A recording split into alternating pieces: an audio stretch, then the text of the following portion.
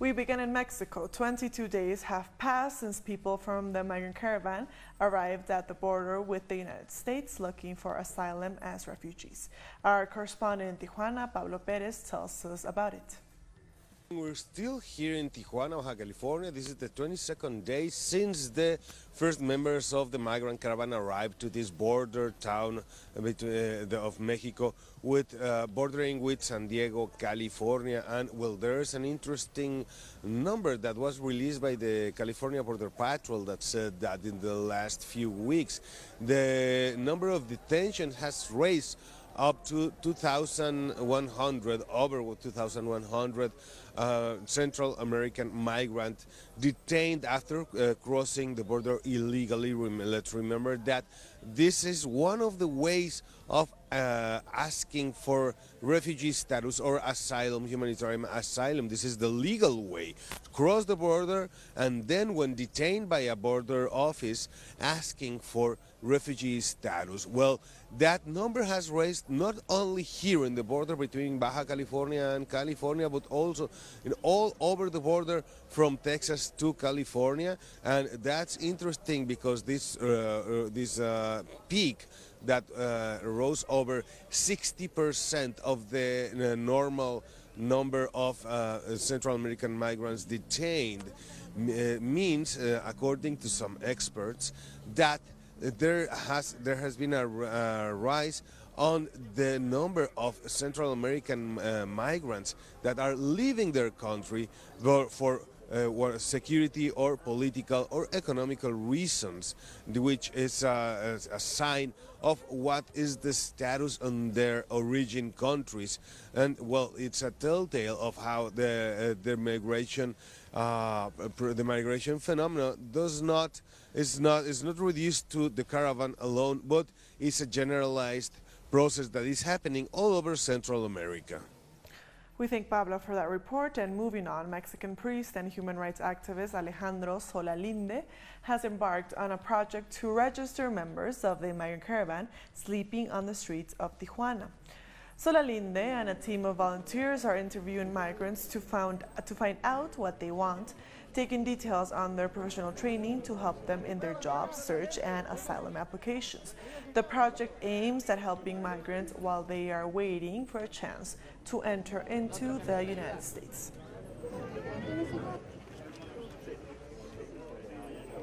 The United Nations Conference on Migration has endorsed the Global Pact for Safe, Orderly and Regular Migration.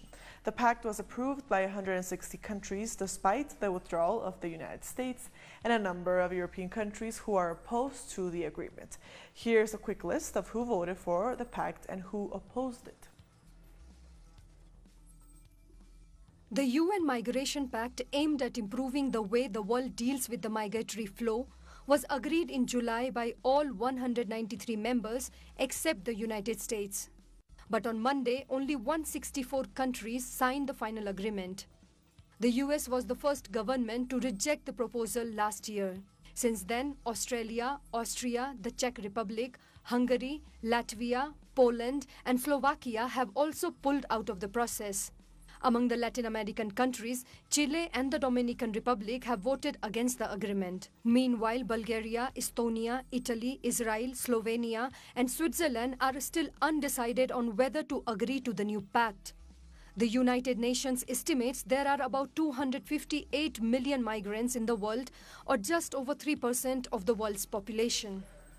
Social and political organizations have marched in Paraguay's capital, Asunción, against human rights violations. Demonstrators have commemorated the International Day of Human Rights. They condemn human rights violations on indigenous communities, campesinos, and women. Activists also denounce social activists still suffer persecution in the country. And this December 10th marks the Universal Declaration of Human Rights' 70th anniversary, still facing many challenges.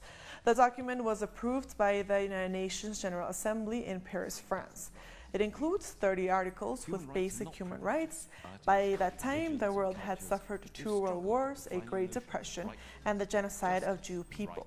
Now the world faces other challenges such as climate change and migration. And helping activists in their campaigns. They also point out that We now go to France, where President Emmanuel Macron has promised to raise the minimum wage and speed up tax cuts in response to fiery yellow vest protests that have rocked the country. Macron issued the assurances in a televised address to the nation in a bid to quell riots. He has pledged to cut taxes for pensioners and raise the minimum wage in January. But Macron has refused to bring back a wealth tax, saying it would only drive the rich out of the country. It was Macron's first public comments after the fourth consecutive weekend of nationwide anti-government demonstrations that turned violent. I'm asking the government and the parliament to do all that's necessary for all of us to have a better quality of life. From the beginning of next year, the minimum wage will increase 100 euros per month from 2019, without this representing extra expenditure from employers. I'm asking all of those employers who can to give a bonus to all their workers for the end of the year. This bonus will not be charged to employees. And meanwhile, several high school students have been arrested in Paris when they were trying to block access to a high school. Some of them were handcuffed by security forces, who also fired tear gas against other students. Last week, students also blocked access to high schools across France to protest educational reforms and to join the Yellow Vest protest. Our correspondent in Paris, Sergio Rodrigo, brings us more details. Here in the streets of Paris, more than 300 people have been detained by more than 8,000 security forces deployed across the city. They have blocked all the entrances to the Champs-Élysées. Hundreds of protesters are trying to continue marching, but the barricades set up by the police are blocking them.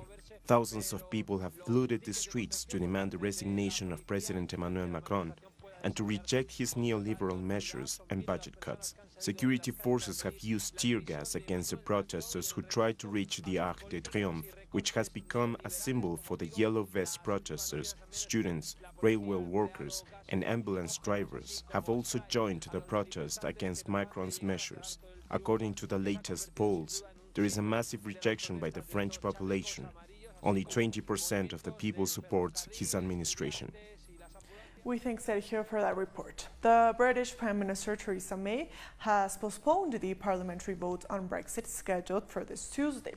May made the decision after it became clear that she would not be able to secure a majority. The Northern Ireland border is one of the main issues MPs disagree on, and the EU's president has called for a Brexit summit for this Thursday. But he's making it clear that the bloc will not renegotiate the deal.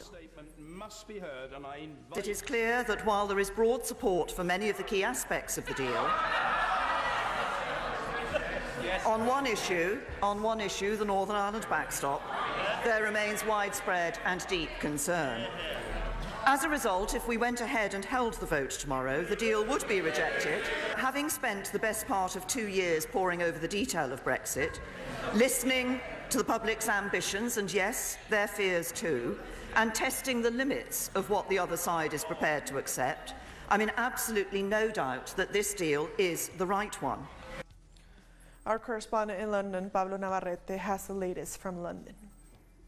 In a dramatic but not entirely surprising move today, Theresa May announced a postponement of the vote that was scheduled to take place tomorrow, Tuesday, in the British Parliament on the Brexit deal that her government had agreed with the European Union a few weeks back.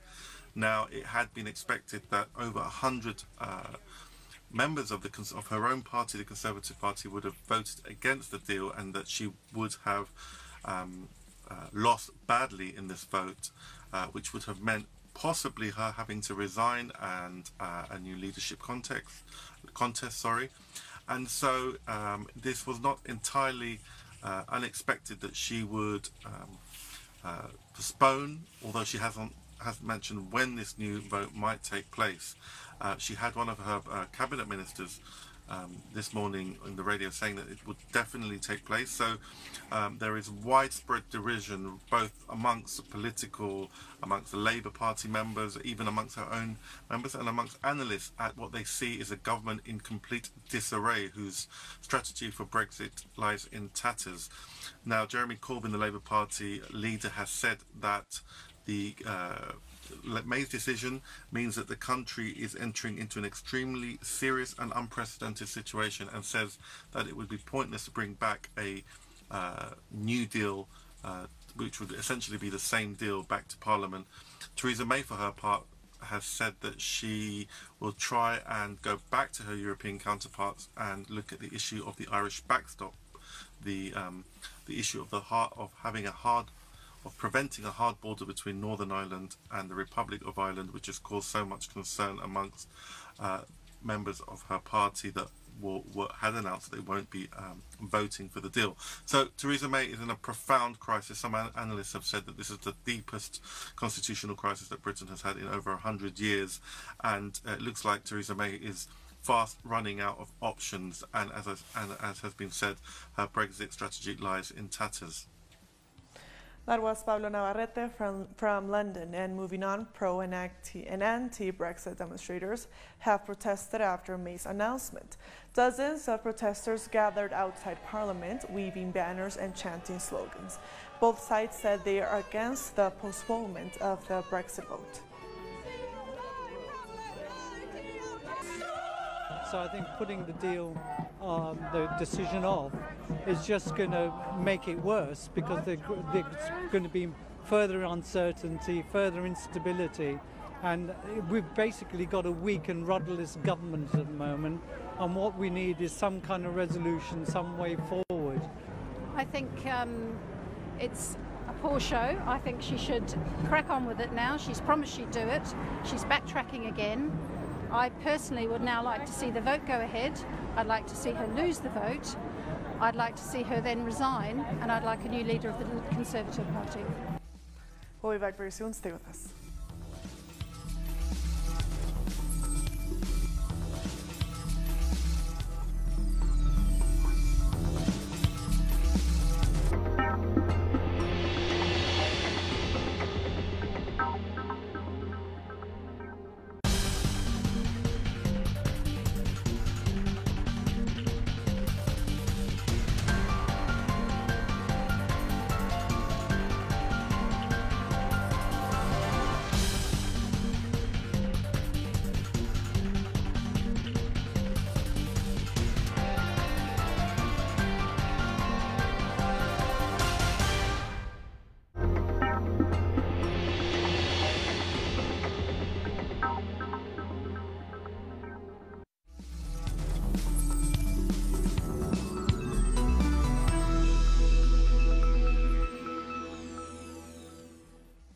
Welcome back. A federal court in Brazil has given the green light to a takeover of Embraer, the country's top plane maker, by the U.S. giant Boeing. The $3.8 billion tie-up between Embraer and Boeing was proposed in July. Last week, a group of lawmakers from the Brazilian Workers' Party won an injunction to stop the deal going ahead immediately. A higher court has now overturned that injunction, allowing Boeing to buy 80% of Embraer. Protests have been called across Brazil to demand the release from prison of the former president, Luiz Inácio Lula da Silva. To coincide with the demonstrations, an international conference in defense of democracy is happening in Sao Paulo. The event brings together leaders of the Brazilian Workers' Party, including Dilma Rousseff. With representatives of other left-wing movements in Latin America and beyond, the PT president says she is confident Lula will be freed by Christmas.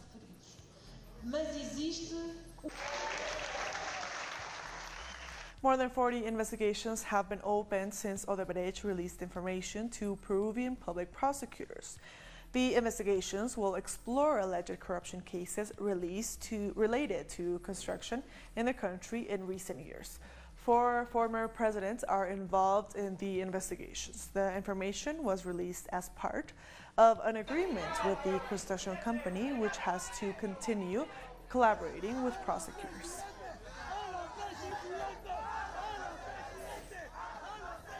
Jamaica's government is looking forward to a speedy resolution with Petrojam and Venezuela in buying back Jamaica's 49% stake in the oil refinery. While hailing the strong bond between the two countries, Prime Minister Andrew Holmes says Petrojam has become a fiscal risk. We have offered to buy back the 49% shares from our friends in Venezuela. Venezuela has always been very good to us. Whether it is the San Andreas Accord or Petrocaribe. The people of Venezuela have always reached out to Jamaica. The basis of that, of course, is that their own liberator and founder, Simon Bolivar, spent some useful time here. So there is a very strong bond between Jamaica and Venezuela. But as it is now, with this transaction between Jamaica and Venezuela, Petrojam in its present state, with the present market conditions, the presence of sanctions, the present geopolitical issues, Petrojam is at risk. Jamaica's Prime Minister has ordered Petrojam's board to conduct a forensic audit into over 500,000 barrels worth of oil losses. He was responding to the findings of an audit of state-owned oil refinery Petrojam by the Auditor General's Department. I'm going to direct the board to once again, and I say once again, I have never done it before, but there have been several audits, including forensic audits, done. But I am going to once again, this time for the last time, direct the board to start the process to identify how can we lose 600,000 barrels of oil over 5 years, and to explain to the public what this is, because some people have said it's stolen oil, it's missing oil. As I dig deeper, there could be the possibility of pilferage, and indeed we have heard anecdotal cases of pilferage of finished products. But it could be wastage. It could be technical losses. A sizable sum of cash has been stolen from the Piarco International Airport in Trinidad. The island's national carrier, Caribbean Airlines, has confirmed the incident. In a brief statement, the airline says the undisclosed sum was unlawfully removed by a man reporting to be a G4S security officer. The matter is being investigated by the TNT Police Service.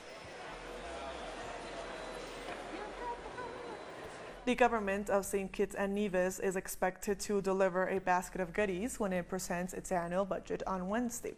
Prime Minister Dr. Timothy Harris, who will table the fiscal package in Parliament, says the Twin Islands economy is at an all-time best. He says public servants will receive a double salary on December 14th, and that's for an unprecedented third consecutive year. The government is also undertaking a number of new poverty alleviation programs. Last year, Harris delivered a $191 million budget. Equally important, the issues of disaster risk insurance and recognition. Barbados has come in for high praise from the International Monetary Fund for its efforts to restore the economy.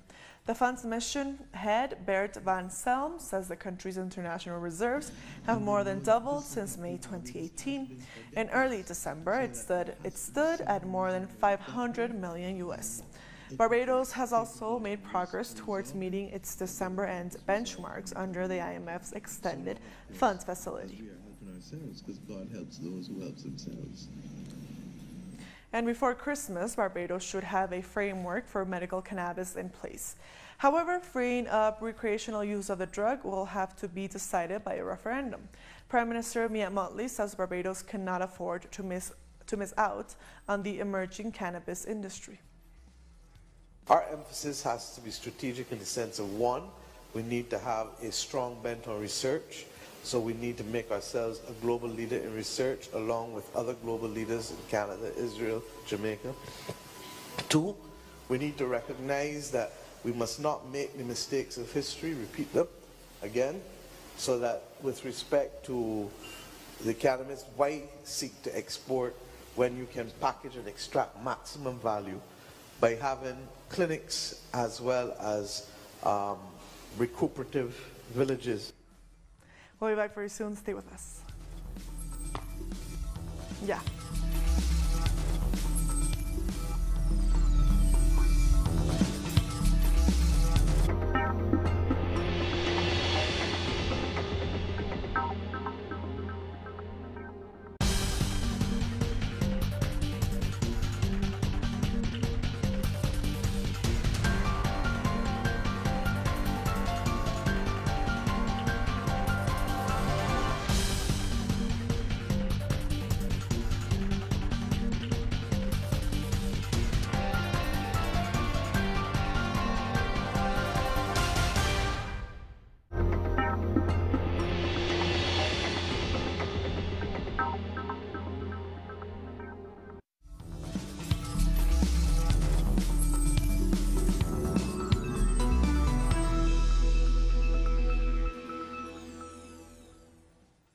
Welcome back. The European Union has extended sanctions on the Democratic Republic of Congo's ruling party candidates. The sanctions and asset freeze and entry ban into the U.S. zone have been imposed on Emmanuel Ramazani Shadary as a response to the obstruction of the electoral process back in 2016. They are also related to human rights violations in the country.